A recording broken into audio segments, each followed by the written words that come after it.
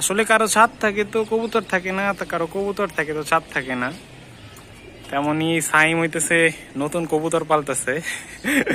বেচারা নতুন নতুন শুরু করছে, কিন্তু অনেক কবুতরের কালেকশন করছে। এতদিন তো আমরা শুধু মানুষের বাসায় গেছি, পাল্লার কবুতরে শুনছি। এখন দেখি সিয়াম যে কবুতর গুলা কিনছে, জ্বরে কেরা কোন কবুতর কি বলে টুপি পরাইছে।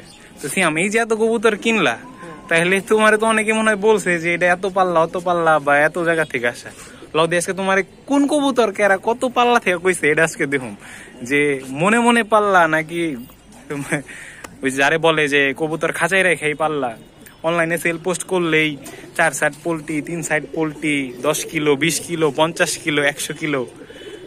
তো আসলে নতুন পায় অনেকেই টুপি পরায়। তো আজকে আসলাম সাইমের বাসায়, যে ও সুন্দর একটা ছাদ আছে ওর বাসায়। আমার যেমন বাসায় কোনো ছাদ নাই, আমি মাটিতে কবুতর পারি নিচে।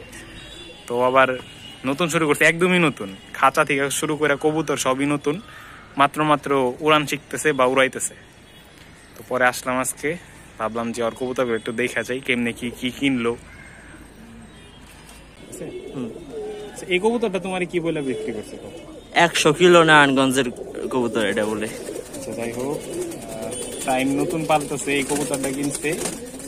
চোখটা মোটামুটি ঠিক আছে, কিন্তু 100 কিলো পাল্লা করা কবুতর। আপনারাই বলেন যে ভাবে মনে হয় নাকি যে 100 কিলো পাল্লা করা কবুতর কেউ বেচছে? আচ্ছা, কত দিয়ে কিনছিলেন? জোড়া কিনছিলাম ওর এই দিয়া 2500। আচ্ছা, 2500 টাকা দিয়ে 100 কিলো কবুতরের পাল্লার কবুতর বিক্রি করতেছে। মাশাআল্লাহ, এই হলো অবস্থা।